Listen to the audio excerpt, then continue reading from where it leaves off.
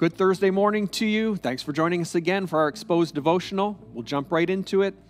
Psalm chapter 51 this morning, looking at verses 16 and 17. The psalmist says, "You do not delight in sacrifice, or I would bring it. You do not take pleasure in burnt offerings. My sacrifice, O God, is a broken spirit, a broken and contrite heart. You, God, will not despise." Now, if you understand the context of these verses, which is very important here, this is a psalm of David. And this is actually David writing this song and kind of pouring out his heart to God after he had sinned with Bathsheba. And if you know the whole story, this is the story of David, who, when he was supposed to be out leading his army, was at home. He was kind of being lazy. He's on the rooftop, and he looks across and sees this beautiful woman. He lusts after her, and he acts on that lust, and then he ends up actually murdering this woman's husband. It was a terrible, terrible scene, and as a consequence, God actually allowed David's child that was born from that union to die, and David writes this psalm and just pours out his heart.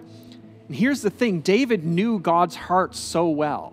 We know that David was a man after God's own heart, and he knew what God thought about this. And so look at what he says. He says, "I know that I can't just make a sacrifice and make things right." That's what he's saying here.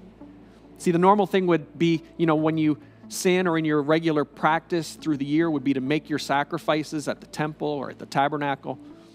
But David knew just a sacrifice is not going to, make up for what's going on in my heart. See, sacrifices were supposed to reflect what was truly going on in your heart, and it was a way of getting your heart to the right place. But David knew that God was picky about sacrifices, right? The law required very strict practices in how you made your sacrifice. King Saul, who went right before David knew all of this. Saul was disqualified for offering a sacrifice himself that he didn't have the right to offer. Cain and Abel as well, going right back to, the beginning.